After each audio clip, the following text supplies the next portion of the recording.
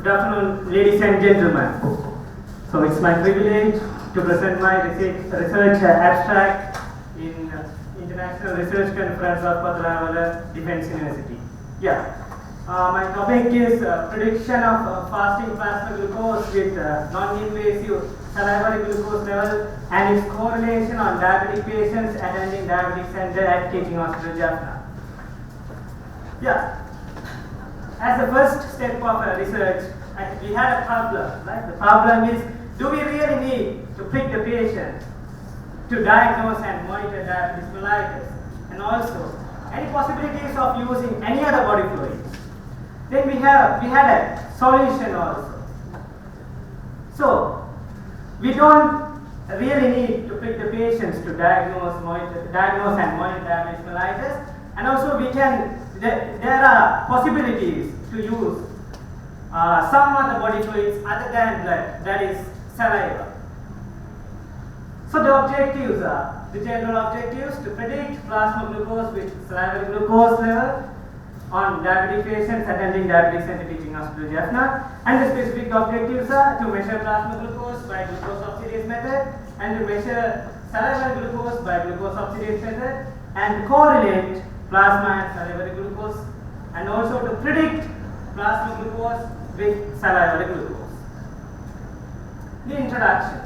So as we all know, this diabetes mellitus is a chronic disease characterized by either the reduced production of insulin or the inability of the body cells to utilize the insulin, that is insulin resistance.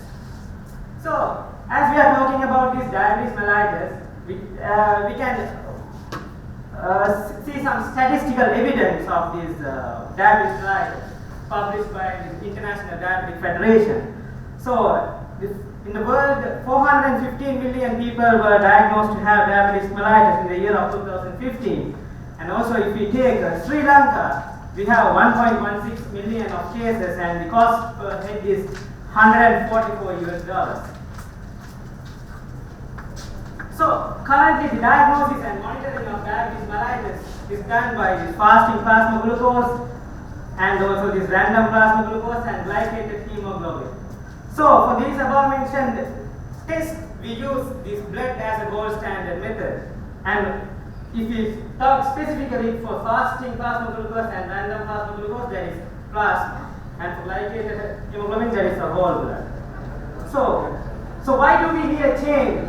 So because while the sample is being collected, we have to probe into the blood vessels, which cause unnecessary discomfort and mental trauma to the patient. In addition, the phlebotomist should be a well-trained person in order to minimally hurt the patient physically and also mentally.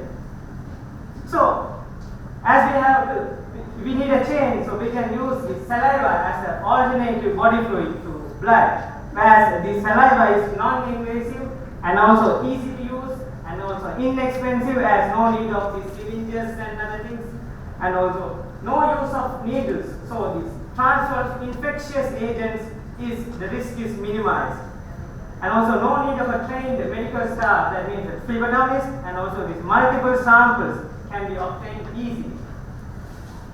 So some information about saliva. So the saliva is an exocrine secretion. The compositions are water, electrolytes, proteins, immunoglobulins, antimicrobial factors, glycoproteins, albumin, nitrogenous products, and last but not the least is glucose. The contribution of salivary glands these are the salivary glands which contribute to the production of saliva. So there is parotid glands, submandibular glands, sublingual glands, and minor salivary glands. So then we talk about this mechanism, how these molecules are being transported from blood to the saliva. That is by diffusion, the molecules are glucose, amylase, and protein. And by active transport, there is secretory immunoglobulin A, and by this ultrafiltration, there is water, ions, catecholamines, and steroids. So then we have to know what is the relationship between this diabetes mellitus and salivary glucose. So this permeability of these parotid glands, basement membrane, is reported high in diabetes mellitus. As we can think of a common example, that is glomerulus. If the glomerulus permeability is increased, so we will be having protein in our urine. So this increased permeability, the glucose concentration is increased in saliva. So this is a laboratory-based experimental study. The sample collection was done at Diabetic Center Teaching Hospital, Jaffna, and this analysis was done at Medical Laboratory Science Laboratory. The inclusion criteria are very well established patients of type 1 and type 2 diabetes mellitus. The exclusion criteria, patients with salivary gland surgery, severe diabetic complications, current pregnancy, and the people who chew betel, alkanet, and chewing gum. So sample size is being calculated by this formula. Sample size is 83, and systematic sampling method was used. And also this data collection, we had 8 hours, at least 8 hours of fasting saliva and blood. So here we used unstimulated saliva by spitting method, and also this blood collection and processing of blood samples are done in standard methods, and also this processing of salivary samples, we got the whole saliva and centrifuge for 2000 rpm for 5 minutes, and we had get the supernatant and added 100 microliter of saliva to 1000 microliter of glucose reagent, and the absorbance was measured at 500 nanometers. So this is the standard curve for this glucose by glucose oxidase method. And also we have, so we know that in saliva we have the very reduced concentration of glucose. So this limit of detection of the usual reagents are very much higher than these salivary glucose concentration. Then we modified the glucose oxidase method by adding 100 microliter of sample to 1000 microliter of reagent. So this is the standard curve for that modified method. So I am just zooming that the next slide. The ethical consideration. The ethical clearance was obtained from ERC, University of Jaffna. The results: 59% of their population are female and 41 of them are males. And also this plasma glucose level, the mean is, you can see that 139, and mean of salivary glucose is 1.02. And the range of plasma glucose is 57 to 251 milligram per deciliter. And for the salivary glucose, 0.24 to 2.32 milligram per deciliter. So the correlation between plasma and salivary glucose, we had a moderately positive significant correlation, that is the Pearson correlation coefficient is 0.694, that is statistically significant.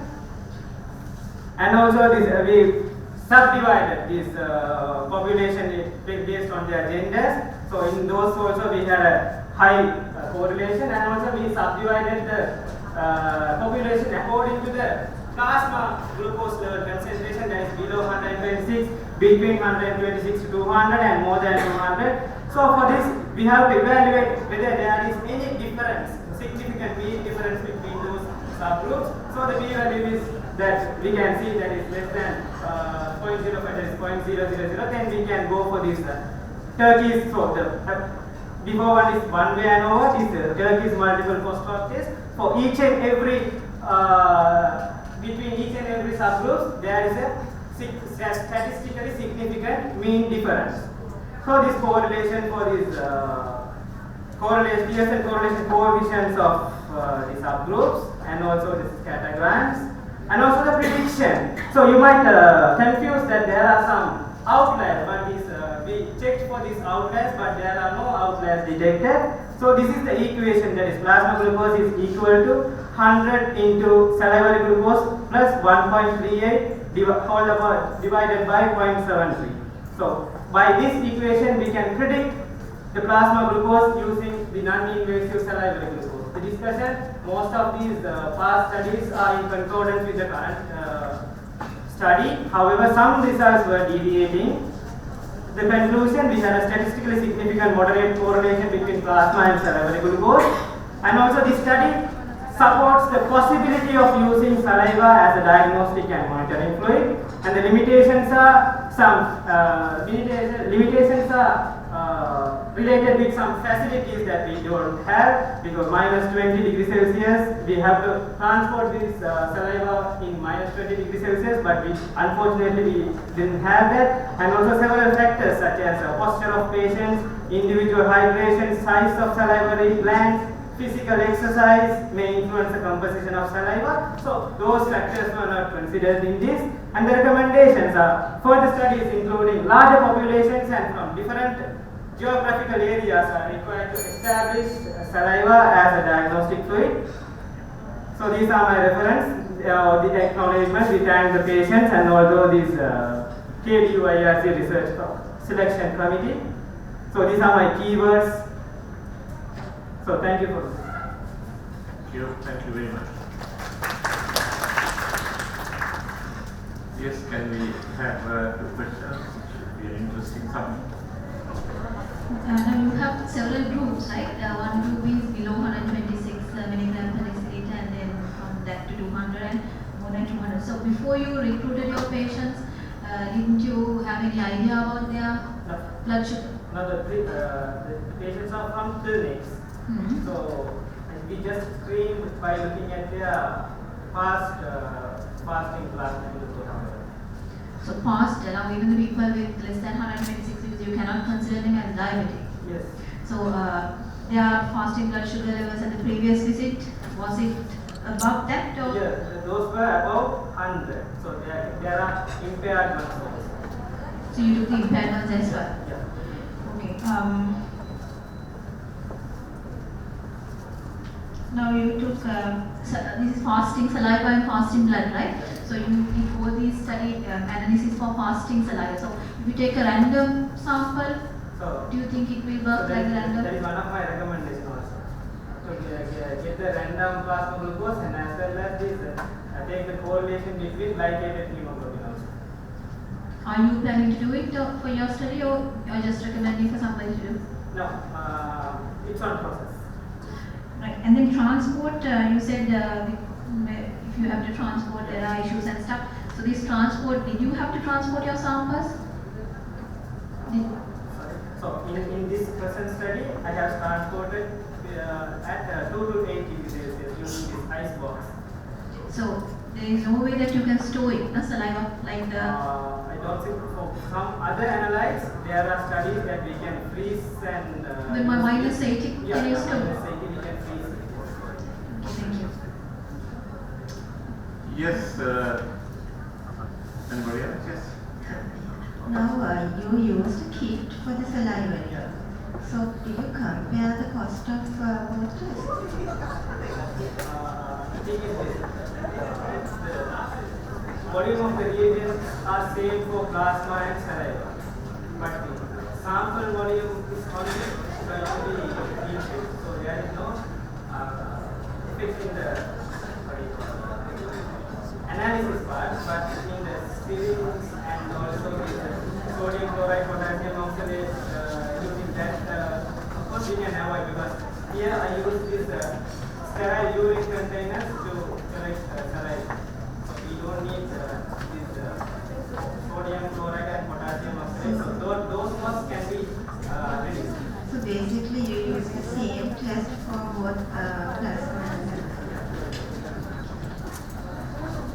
How do you do your blood sugar? Is it the capillary blood sugar or is it the venous sample?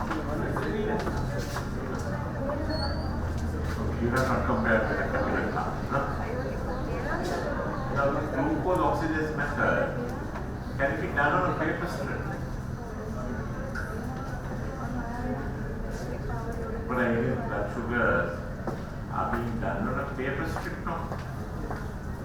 In a similar way, in their potential, one day you can just put a little strip onto your mouth and then get your sugar. That would be the best option. Yeah, then we have to reduce the limit of detection some more. We have to use a high sensitive glucose oxidation. Okay. Hello, my name is Moy from Nagasaki, Japan. I was wondering, since your kit is unique, I think finally you would like to use your kit as to measure whether this patient has diabetes or not. Is that one of your objectives? So you have looked into correlation. Have you looked into how sensitive your kit is in picking up diabetic patients? Yeah, we did this method validation for this accuracy and precision, and we got the CV percentage is less than 5, almost around the 4.1 or 4.2. But as this is an undergraduate study, we didn't do this full method validation. So I'm very much interested to see how much predictive value your kit could be. For example, in those which are especially borderline values for diabetes. So your kit would probably detect less than 100 folds of those of serum glucose because the number is low. Less than 0.2 milligram per deciliter, it won't detect. More than 0.2 milligram per deciliter, it can detect. So I was just wondering whether it's possible for you, sensitive enough as the serum glucose. And also on your sample size determination, how many percentage of value would you assume your kit is able to detect? So 95%, the level of confidence is 95%.